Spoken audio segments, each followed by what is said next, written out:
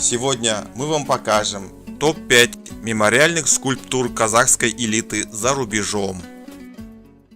Не только в родных краях, но и дальних воздвинутые памятники благородных сыновей казахского народа, истинных патриотов своей родины, душою болеющих за родную землю, будущие соотечественников. Среди них как общественные деятели, занимающие активную гражданскую позицию, так и представители мира искусств и высокого слога.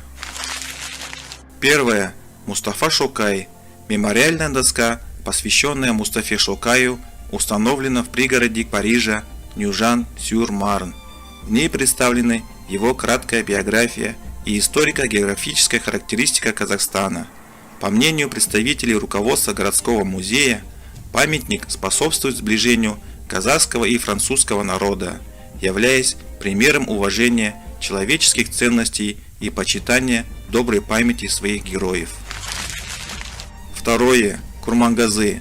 Памятник в честь известного дамбриста, композитора Курмангазы, установлен в городе Астрахань, Российской Федерации, на пересечении улицы Советской и Калинина. Его торжественное открытие состоялось 13 декабря 2008 года.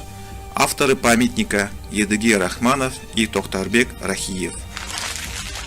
Третье. Шохан Уалиханов. Памятник предоставлен в дар городу Омск президентом Казахстана Нурсултаном Назарбаевым. Скульптор Азат Баярлин изобразил Шохана сидящим с раскрытой книгой. Памятник установлен на одноименной улице. Четвертое. Абай Кунанбаев. Памятник Абаю установлен в нескольких странах мира. На бульваре Чистые пруды, столице России Москва. На улице Астана в Будапеште, столице Венгрии. В Пекинском парке Чаоян в Китае. Перед зданием посольства Казахстана в Ташкенте. На аллее Национальной библиотеки Ирана в Тегеране. Пятое. Жамбыл Жабаев.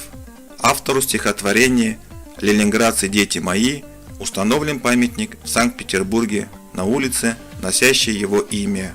Авторы скульптуры Феликс Романовский и Валентин Свечников.